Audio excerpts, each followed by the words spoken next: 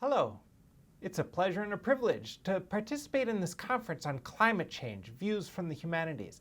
I think it's exceptionally important for us to have the conversation about climate change, include not only technical experts, but also those of us who take into consideration the humanities and the social sciences and the whole world of things that affect the institutions that actually need to change in order to make a difference in this important issue of our times.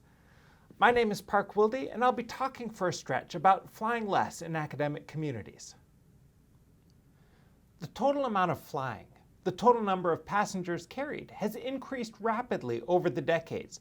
You can see that that's true at the global level, and it's especially true for flyers in rich countries.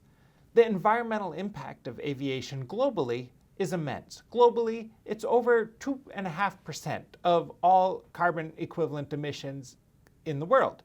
In the United States, the Environmental Protection Agency reports that it's more than 8% of transportation-related emissions.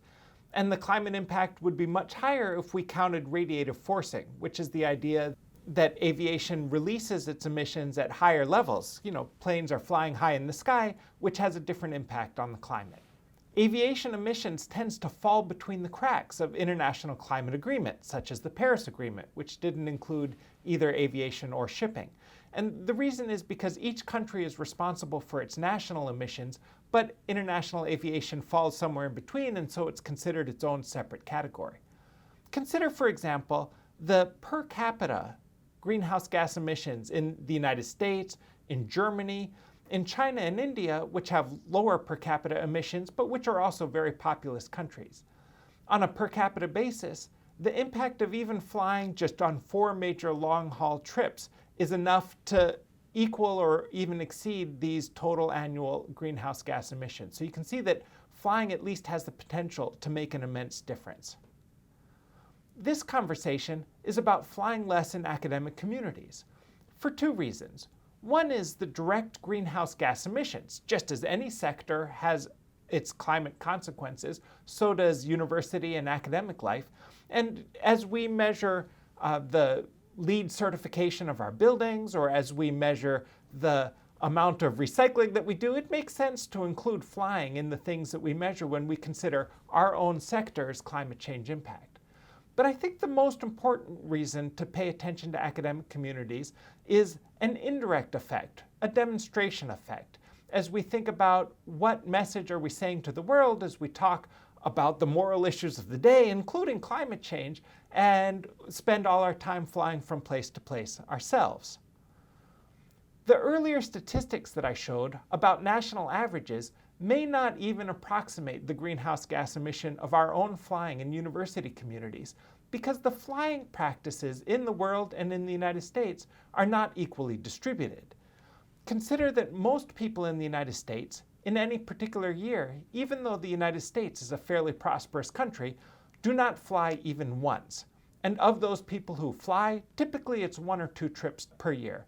So if you or I are among those people who fly 3 or more times in a year, the greenhouse gas emissions for our own particular practice is so much higher than global and national averages that we need to think about more individualized ways of measuring in order to even have any sense of what our per capita greenhouse gas impact is. Consider, for example, personalized climate change calculator. There's many available on the internet. Of those that I like best, I'd mention the Berkeley Cool Climate Calculator. Here you see that for a typical person in the United States, air travel might be only a moderate fraction of total greenhouse gas emissions. But for somebody who flies even 12,000 miles a year, which I think for an academic professional would not be considered an excessive amount, you can see that air travel quickly may become a large fraction of total greenhouse gas impact. Most universities do not include flying in their goal setting and their impact measurement, but for those that do, it's easy to see that travel, in this case non-commuting travel, so predominantly including flying, can quickly amount to a large fraction of total greenhouse gas emissions. As we think about the indirect or demonstration effect, research colleagues at the Tyndall Center in the UK put it this way. Although any one scientist's emissions will have a negligible impact on the climate system, it is nevertheless critical to science communication whether actions are perceived to be consistent with the message on emissions. So what would be our strategy in response? One that immediately comes to mind is to harangue those awful hypocrites in academia. But I'm thinking that perhaps we can come up with a more constructive approach. Consider, for example, the strategy of encouraging universities and professional associations to set goals and measure progress for the climate change impact of their flying. This would involve members of academic communities making changes in their own practice. And how is this even feasible? Most people will mention first video conferencing, but I think it's a good idea to think about video conferencing, but to think of that as just one element in a whole array of possibilities.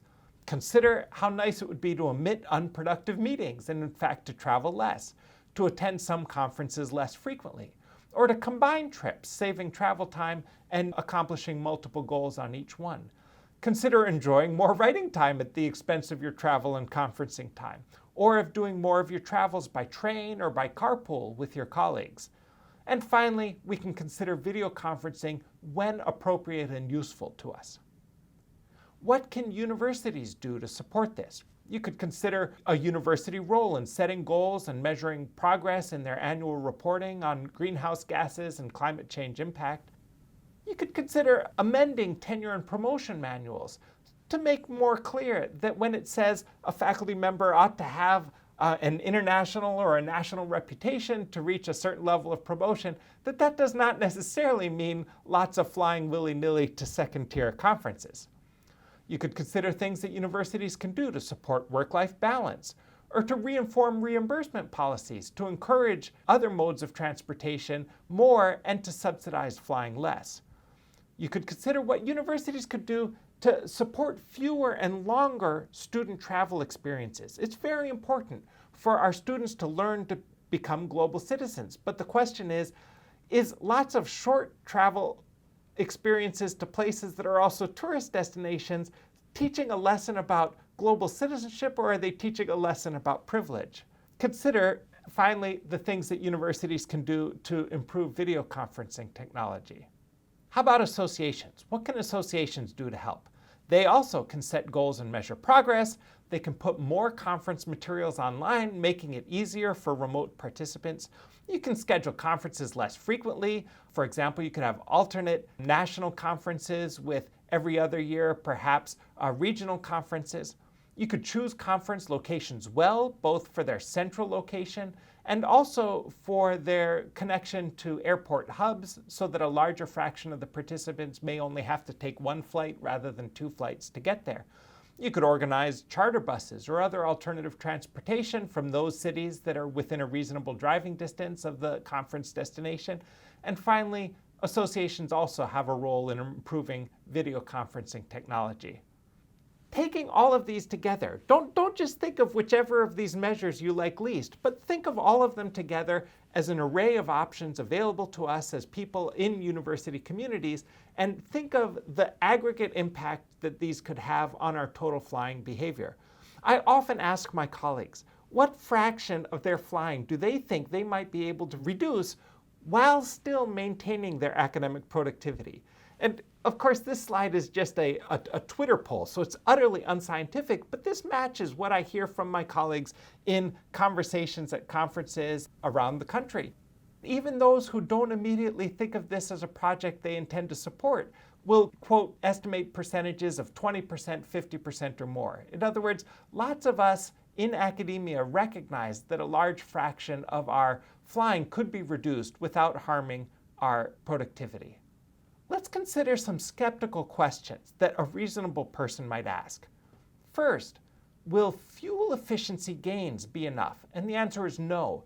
We ought to give a round of applause to all the engineers who are doing what they can to improve the fuel efficiency of flying. But there are important physical constraints on flying, including holding the vehicles up in the air, that set a cap on how much we can expect from efficiency gains alone. Can we offset the impact of flying, for example, by purchasing carbon offsets? And the answer again is no. Especially for those that are priced low, we should think of these as largely about window dressing to accommodate the guilt that people feel about flying rather than actually having themselves a major impact on climate change. Third question is my impact zero because the plane would have flown anyway? Doubly no. That's nonsense. We know that the airline companies are not in the business of flying around empty planes. Somebody must have provided the economic demand that motivated the assignment of each flight to its route. Fourth question, is it sometimes important for people in universities to fly? Well, now you've got me there, because I have to acknowledge that it is sometimes extremely important for people in universities to fly. I think of my colleagues who work in the area of humanitarian assistance and on some of their flights may be involved in projects that save hundreds or even more lives. Or I think about my colleagues who work on global climate change and may be involved in conferences that are leading to decisions that national governments around the world are taking that may make a big difference in the world that we hand to our children. No, let's not think about the choice as being about no flying. Let's think about the choice as being about how big an impact can we make in reducing our flying behavior while maintaining the key things that we hope to achieve in our university life. Fifth, is this an individual-focused agenda? And I get this question along the lines of, is this kind of some kind of Reaganite, let's each do what we can, let's not worry about the government action, let's have 1,000 points of light? And the answer is no. This whole conversation is about coordinated institutional change using university and academic and research life as a vehicle for addressing changes that we can make across sectors. Colleagues and I have put together a website. Here's the URL, flyingless.org, and also a Twitter handle. And there's a number of links from this. For example, to a petition on change.org addressed both to university communities and to professional associations. There's over several hundred people who've signed up for this now. But also, for those of you who are academics, we have a list. You can be included just by email. We've got over 360 academic supporters so far, and this includes leading lights from fields like climate policy, philosophy, food justice, sociology and economics, meteorology, religious studies, and climate science itself. Thinking of the climate scientist on this list, Peter Kalmus, he recently published an article in Yes magazine that I think makes an instructive and inspiring example to close these comments. In about 2010, he took stock of what was the climate change of his own family's activities and found that because he was in the early stage of a research career, that the miles he was flying by air constituted 2/3 of his family's total climate change impact. Over the subsequent years, he made changes in a number of areas of lifestyle, but also including flying to zero by the last couple years.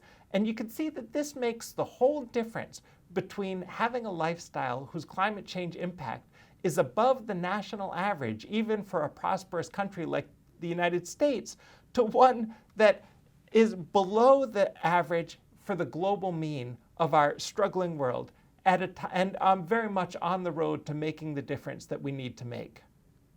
Through well-chosen collective actions, university communities can reduce the flying they do while maintaining a high standard of living, while maintaining the joy and privilege of what it is to be an academic, and while maintaining the sense of purpose and effectiveness in the things that we seek to accomplish in the world through our work.